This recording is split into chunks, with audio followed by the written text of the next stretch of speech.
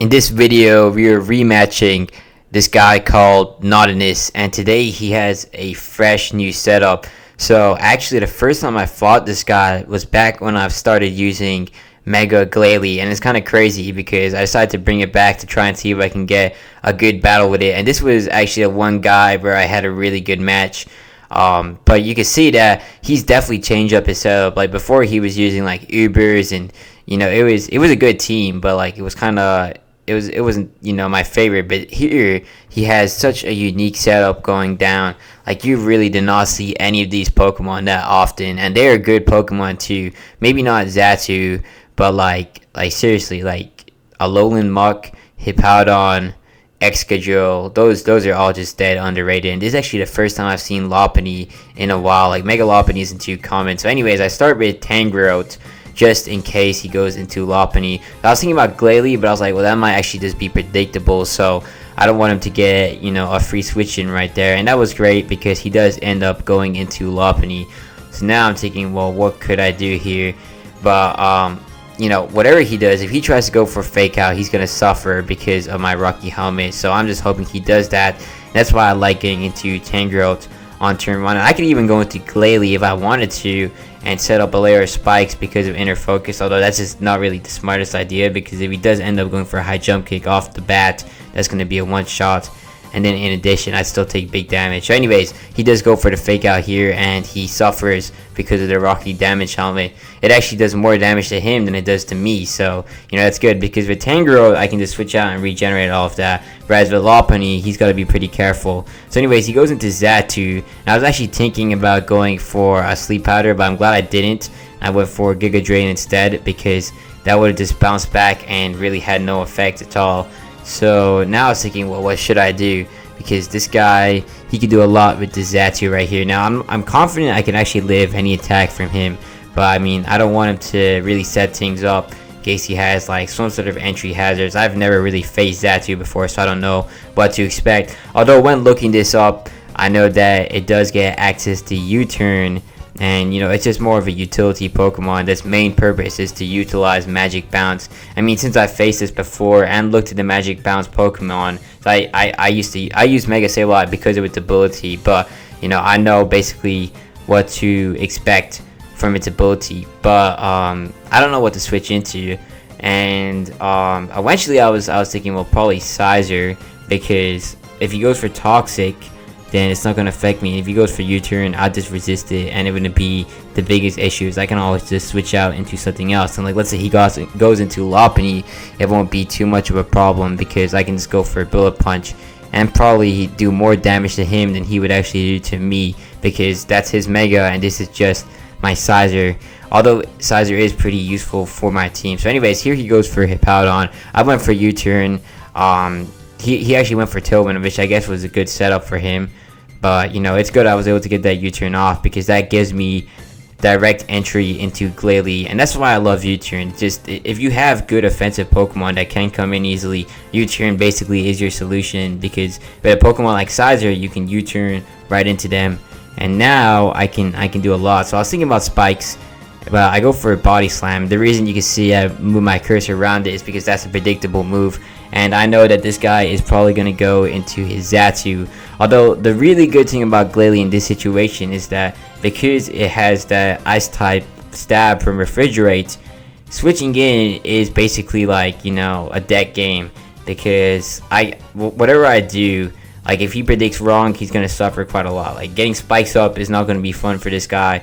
And if he switches into Xatu right here in the Body Slam, it's going to die, just like it did right there. And even if he didn't switch into Xatu, it would still be really good, because Hippowdon would take massive damage, and really just getting big damage into anything is pretty helpful. And I don't think this guy really had any good ice resists, so Glalie really could capitalize off of that in this battle, and that was definitely really nice. So here he goes into Lopunny, which is obviously the best play you can do. So you want to get this in as much as you can, and unfortunately Glalie at base 100 speed is not going to be able to outspeed this, so I have no choice but to switch out. And I was considering Toxapex, because if he went for a high jump kick, to have the resistance, but I was thinking, well, that might be predictable, so I decided to go into Tangrowth, and that was actually good, because I guess he was predicting Toxapex, So he went into Excadrill, and that did work out for me, because you really don't want to let Excadrill get any free hits off, because it hits like an absolute truck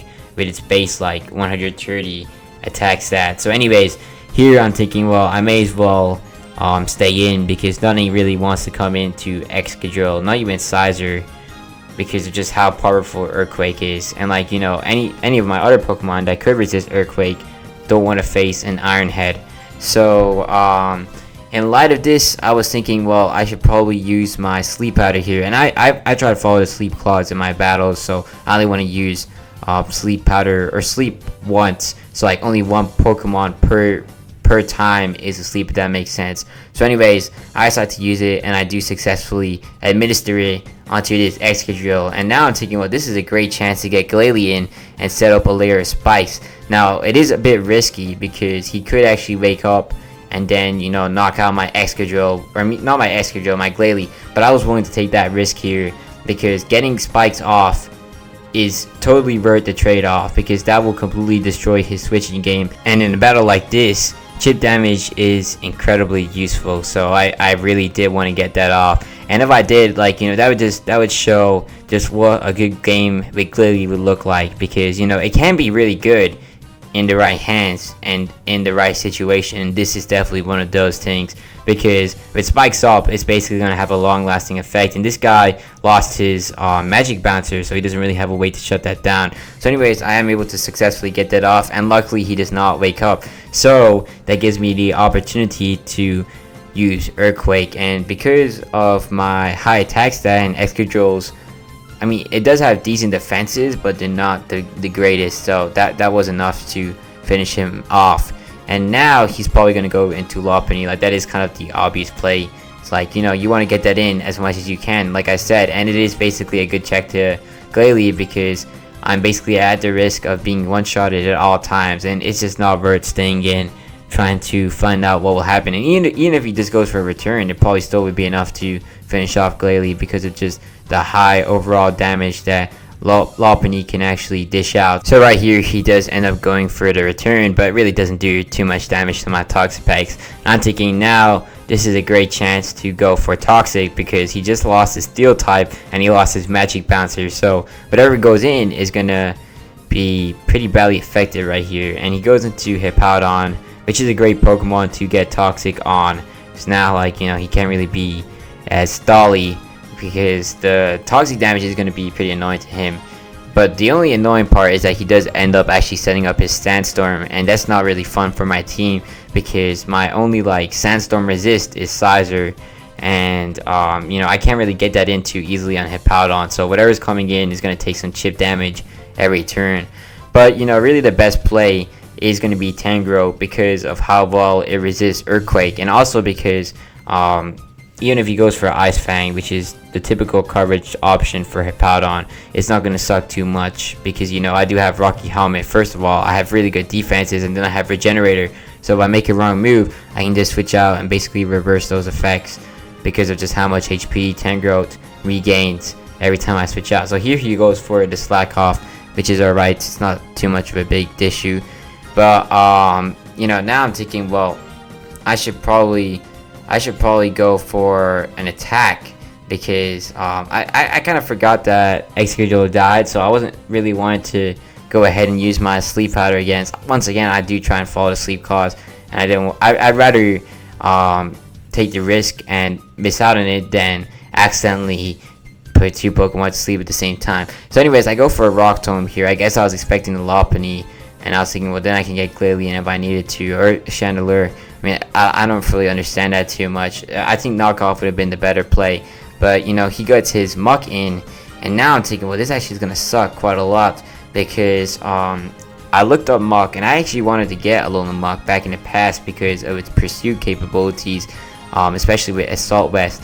But this guy, he has Poison coverage and Dark coverage, or Stab, I guess, and then he also gets Fire type attacks.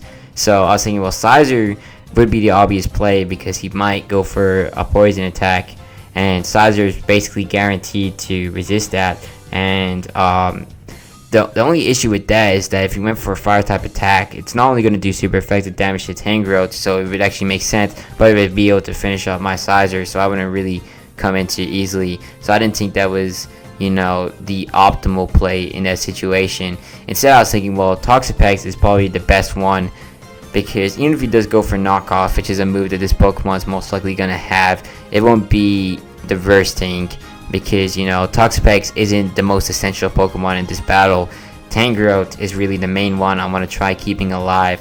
So anyways, he does actually go for knockoff, which is too bad, because now my Toxapex has kind of been nerfed, and I decided to just go for a recovery here in case he had something else. I really wasn't sure what to expect from Alolan Muk, because once again I really haven't fought it too much.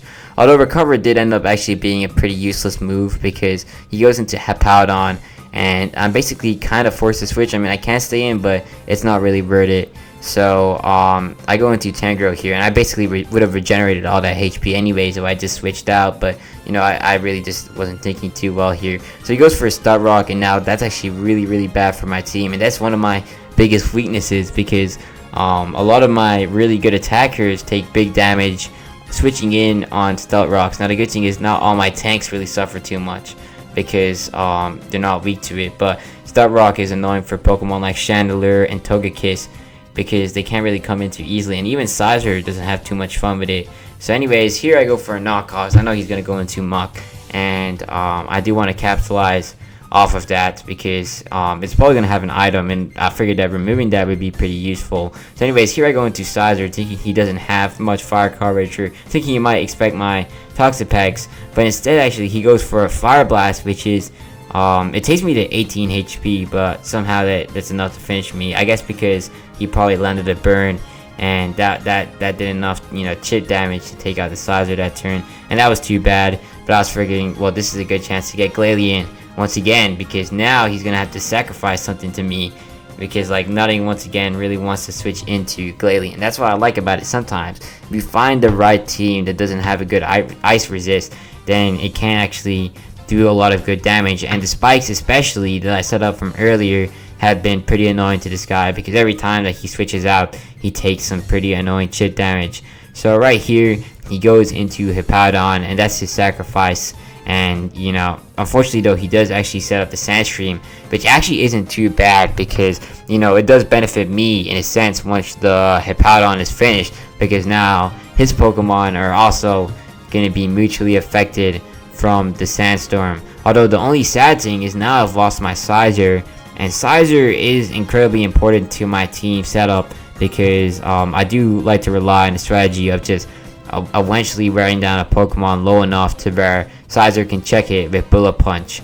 But in this situation I've lost my Sizer, so you know, a Pokemon like Lopunny right here can capitalize off of that and actually get off a lot of damage. So anyways, I go into Tangrowth here, because I know that he's probably going to attack, but every time he attacks he's going to take chip damage from the Rocky Helmet, and then in addition he's going to take damage from the Sandstorm, which is really good, and that was kind of his fault also for setting that up. I mean, not really his fault, but that's kind of just a consequence of having Sandstorm, because it's going to affect him too. So anyways, the only thing is the high jump kick actually does huge damage to my Tangrowth, like it brings me down to yellow HP, so I'm not too confident if I can live another one, which is why I decided to switch out into Toxapex. And right here he actually decides to go for an Ice Punch, which is a good thing, because my Toxapex takes that really well, and now he's basically forced to switch out, because Scald is going to do enough damage to finish this guy off. And I'm really lucky that I just had all those you know, chip damage factors, like the Sandstorm, you know, like the spikes, the Rocky Helmet, like all of that really has been tearing apart this guy's team, which is really nice. So anyways, he goes into Muk once again, and unfortunately it lives barely on like 1 HP, and that gives him the chance to get off another knockoff, which is too bad. And that actually does pretty good damage, considering the fact that I don't even have an item in this Toxapex. So you know, now I'm thinking, well, I didn't really need it too much, so now I can just let it eventually, you know, die down, because it's really served its purpose. It's done enough in this battle, and it's not really going to help me too much. I mean, it could help me with with the Lopunny, but I figured that in this situation, you know, it's better to just let it die because it served its purpose, which in hindsight probably wasn't actually the best idea, because if I just swapped out here, I probably could have used it for more. But anyways, I use it to get a Scald off on the Chandelure, and that does actually prove to be really useful because it brings him to really low HP, and unfortunately for him, his Shadow Ball isn't enough to finish off my Toxapex. It just barely leaves me on 2 HP, and it is really clutch that Toxapex lived that, because it did prove to be really useful in this battle. Although now I'm thinking, well, I'm not sure if this guy is running Choice Scarf, because, you know, he could be running the setup that I'm running, which is with Substitute and Leftovers, although I didn't really see any leftover effects, so he probably would be running Choice Scarf because that's the second best item to run on Chandelure, and in fact he does end up running that. And I was thinking, well, Glalie could go out and find out, because, you know, it's not going to do anything to Lopunny because it's going to get one-shotted from high jump kick. So, you know, I may as well test it out on this Chandelure right here. So there goes Glalie, which is too bad. But now I get my Togekiss in, and Togekiss just has to live an attack here, and it most likely will, because Togekiss just has pretty good special defense overall. And I'm thinking about going for a T-Wave here just to shut down this Chandelure. Although I decide, you know, Air Slash is probably a better move right here, because T-Wave has a chance of missing, and missing a T-Wave would really be detrimental. Like if I missed one, then I would probably lose this battle, because, you know, Hangro isn't going to take a Shadow Ball too well. It's not the most specially defensive Pokemon, and Chandelure would get one-shotted and outsped. So anyways, he goes into Lopunny right here, and I decided to just stay in and let Togekiss die. So it's not really going to do too much more in this battle. So there goes Togekiss, and now I go into Tangrowth, and the most important thing in this battle is that I don't die right here, because if he's able to finish me off, you know, I don't think my Chandelure is going to be able to come in and take a high jump kick, especially with the Stealth Rock chip damage. So this is the most important point in this battle right here. He goes for an Ice Punch, and luckily my Tangrowth is able to take that well enough, and I finish him off with a Giga Drain. So that right there was a really good battle. I have to say, I love this guy's team. It was really interesting to fight against. But yes, that is GG right there. Shout out to him, not in this, for the battle.